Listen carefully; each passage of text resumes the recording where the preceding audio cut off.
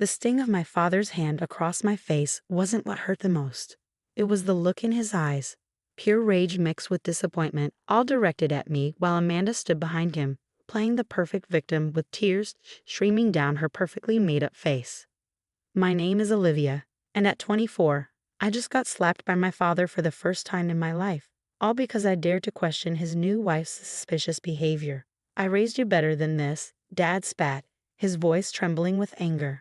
Amanda has done nothing but try to welcome you into our new family, and this is how you repay her.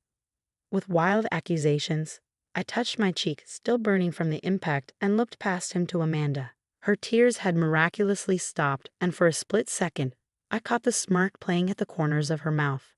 At 35, she was closer to my age than my father's 52 years, and she'd spent the last 6 months systematically dismantling every memory of my mother from our home.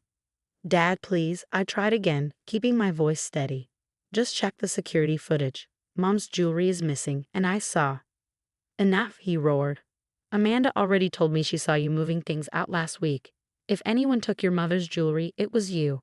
The irony of his accusation would have been laughable if it wasn't so painful. I had installed hidden cameras in my room 3 weeks ago, precisely because things had started disappearing. First small items, then larger ones, always things that had belonged to Mom. Fine, I said quietly, gathering my composure. I'll leave, but remember this moment, Dad. Remember how quickly you chose her over your own daughter. Amanda stepped forward, placing a manicured hand on my father's arm. James, darling, maybe we should all calm down. Olivia is clearly struggling with our new family dynamic. Perhaps she needs time. The saccharine sweetness in her voice made my stomach turn. This was her specialty, playing the understanding stepmother while systematically destroying my relationship with my father. I turned and walked out, my laptop clutched tightly to my chest. The same laptop that was receiving live feeds from the cameras in my room. The same cameras that had caught Amanda in the act just hours ago. As I drove away from my childhood home, my phone buzzed repeatedly with texts from my best friend, Kate. Did you get it all on camera? Are you okay? Come to my place now. Kate had been my voice of reason through this whole nightmare. She was the one who suggested installing the cameras when things first started going missing. Your dad's blinded by love, she'd said. You need solid proof. I pulled into her driveway, my hands shaking as I put the car in park. Kate was already at my door, pulling me into a fierce hug. Your cheek is red, she gasped, pulling back to examine my face. Did he? I nodded, the reality of what had happened finally hitting me. The tears I'd been holding back started flowing. Show me the footage, Kate said, leading me inside. All of it. We sat at her kitchen table, my laptop open between us. The footage was crystal clear. Amanda entering my room when she thought everyone was asleep, expertly opening my safe. How did she even get the combination? And methodically going through my mother's jewelry box. She took everything. The pearl necklace Mom wore on her wedding day, the diamond earrings that were supposed to be my something old when I got married, even a simple gold locket that contained the last family photo we took before Mom got sick. Look at her face, Kate pointed at the screen. She's smiling. She's actually enjoying this. The timestamps on the footage showed multiple visits over the past 3 weeks. Each time, Amanda took something small, something she thought wouldn't be immediately noticed. She's been gaslighting you, Kate said, her voice hard. Making you question whether things were really missing, telling your dad you were imagining things, playing the concerned stepmother while stealing your inheritance piece by piece. I watched the most recent footage again. Amanda slipping my mother's engagement ring into her pocket just hours before I confronted her. The same ring Dad had promised would be mine one day. What's your plan? Kate asked, squeezing my hand. I touched my cheek again, remembering the look of satisfaction on Amanda's face when my father struck me. First, I'm going to make copies of all this footage. Then, I'm going to find out exactly what she's been doing with my mother's jewelry. Something tells me this isn't the first time she's pulled this scam. My phone buzzed again. Dad calling.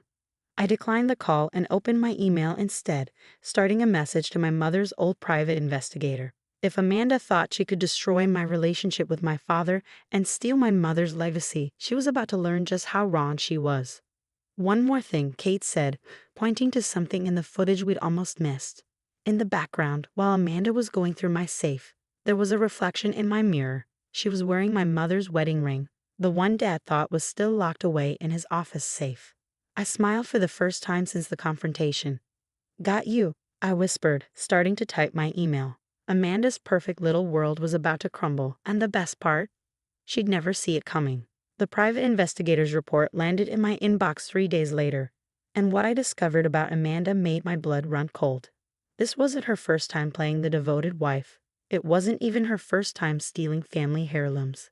3 marriages in 5 years, I told Kate, scrolling through the detailed report. Each time to wealthy widowers, each time ending with mysterious disappearances of family jewelry and artifacts. She's not just a thief. She's a professional con artist. Kate leaned over my shoulder, reading the screen. "Look at this," she used different names each time. "Amanda Collins, Miranda Peters, Andrea Williams. Your father married her as Amanda Bennett." The report included statements from her previous stepsons and stepdaughters, all telling eerily similar stories. She would come into their lives, charm their fathers, and slowly begin isolating them from their children. Then, piece by piece, family treasures would start disappearing.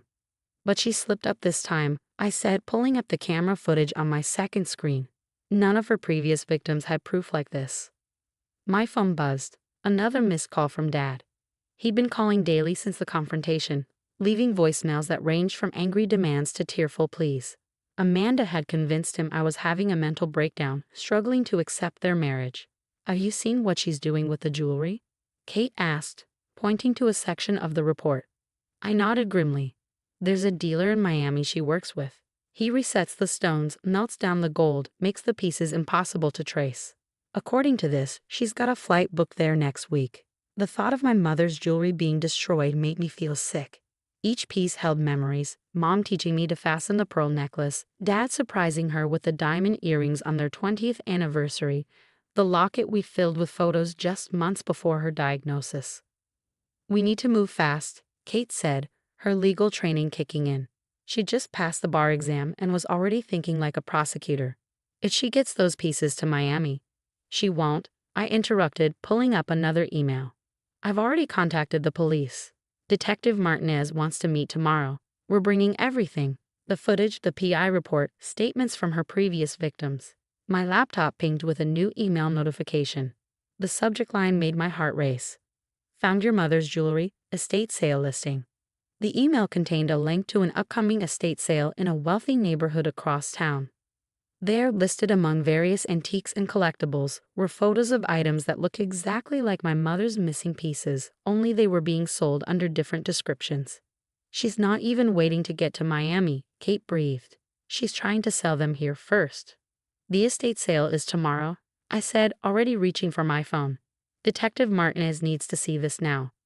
As I dialed the detective's number, another call came through. "Dad again." This time I answered. "Olivia, please," he started, his voice tired. "Amanda's worried sick about you. She thinks you need help." "Dad," I cut him off. "I need you to listen carefully. Tomorrow at 10 a.m., I'm meeting with Detective Martinez at the police station. If you want to know the truth about your wife, be there." "Detective?" "Olivia, what are you doing?" "Protecting what's left of Mom's memory," I replied. "Be there, Dad. See for yourself who you really married." I hung up before he could respond, my hands shaking. Part of me worried he wouldn't come, that Amanda's influence was too strong. But I had to try. What if he doesn't show up? Kate voiced my fears. I looked at the estate sale listing again, at my mother's precious jewelry being marketed as vintage estate pieces. "Then he'll learn the truth when Amanda's arrested," I said firmly. "Either way, this ends tomorrow."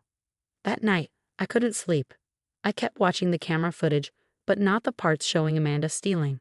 Instead, I watched the moments where she slipped my mother's wedding ring onto her finger, admiring it in my mirror.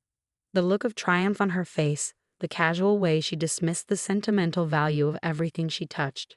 It made my cheeks sting again with the memory of Dad's slap. My phone lit up with a text from an unknown number. "You should have kept your mouth shut, little girl. Daddy can't protect you now." I showed the message to Kate, who was staying over at my apartment. "She's scared," Kate said. "She knows we're onto her." "Good," I replied, saving the message as more evidence. "She should be. Tomorrow couldn't come fast enough." I had the footage, the PI report, the estate sale listing, and now her threatening message. But most importantly, I had the truth, and Amanda's carefully constructed house of cards was about to come crashing down. The police station lobby felt colder than usual as I sat clutching my laptop, Kate beside me, waiting for Detective Martinez. It was 9:55 a.m., and my father hadn't arrived yet. Miss Parker? Detective Martinez appeared, a stern-looking woman in her 40s. Let's go to the conference room. We have some interesting developments. Just then, the lobby doors opened. My father walked in, looking tired and confused. Behind him, my heart stopped, was Amanda, wearing a perfectly composed expression of concern. What is this about, Olivia? Amanda asked sweetly, her hand gripping Dad's arm. We're so worried about your mental state. Detective Martinez interrupted smoothly. Mrs. Parker, perfect timing. Please all of you follow me. The conference room had a large screen on one wall. Kate squeezed my hand as we took our seats. Dad and Amanda sat opposite us, while Detective Martinez remained standing. Before we begin, the detective said, I should inform you that we've already secured the items from the estate sale venue this morning. All pieces matched the descriptions of Mrs. Parker's stolen jewelry. Amanda's composure cracked slightly. What estate sale? What is she talking about, James? I connected my laptop to the screen and played the footage. The room fell silent as we watched Amanda enter my room multiple times, systematically stealing each piece of Mom's jewelry. That's been doctored. Amanda stammered, but her face had gone pale. The footage has been authenticated by our technical team, Detective Martinez stated. But that's not all. The detective laid out photographs of my mother's jewelry alongside police reports from 3 other states. Each report detailed similar thefts, with witness statements from other families. Miranda Peters, Martinez Reed, Andrea Williams, Amanda Collins. All the same person. All you. My father had gone completely still, his eyes fixed on the screen where Amanda was clearly visible trying on my mother's wedding ring. James, darling, Amanda started, her voice trembling. They're trying to turn you against me, just like before. Like before. Dad's voice was barely a whisper. How many times have you done this?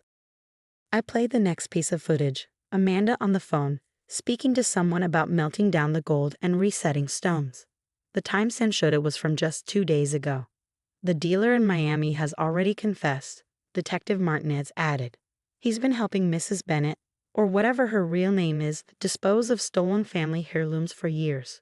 Amanda suddenly stood up, her chair scraping back. I want a lawyer. Of course, Martinez nodded. You'll need one. Officers? 2 uniformed officers entered the room. As they began reading Amanda her rights, my father finally looked at me. The recognition of truth in his eyes was mixed with overwhelming shame. Olivia, he started, his voice breaking. Your face. We found this in her hotel room, Martinez interrupted, sliding a small velvet box across the table. Inside was Mom's wedding ring, the one from Dad's office safe. Amanda was led away, her perfect mask completely shattered. As she passed me, she hissed, You'll regret this. Actually, Kate spoke up for the first time. As your legal counsel would tell you, that's witness intimidation. Detective, did you catch that? Martinez smiled grimly. Every word.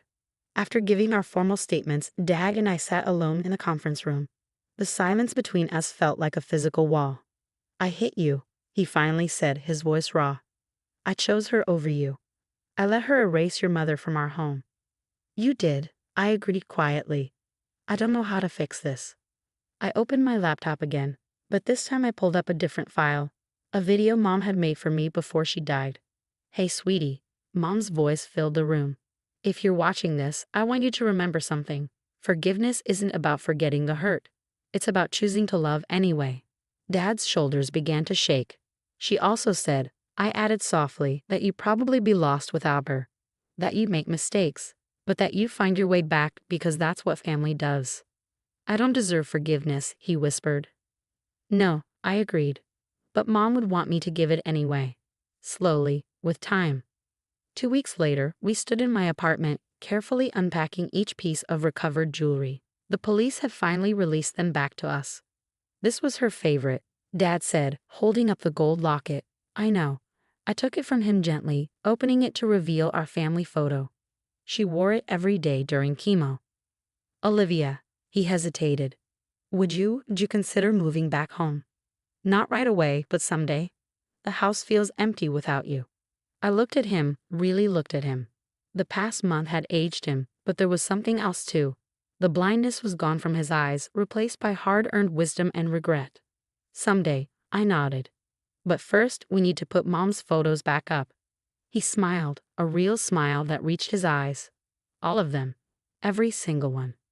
As we continued unpacking Mom's jewelry, each piece finding its way back home, I realized that sometimes the deepest wounds heal the strongest if we're brave enough to face the truth and patient enough to let love lead the way back.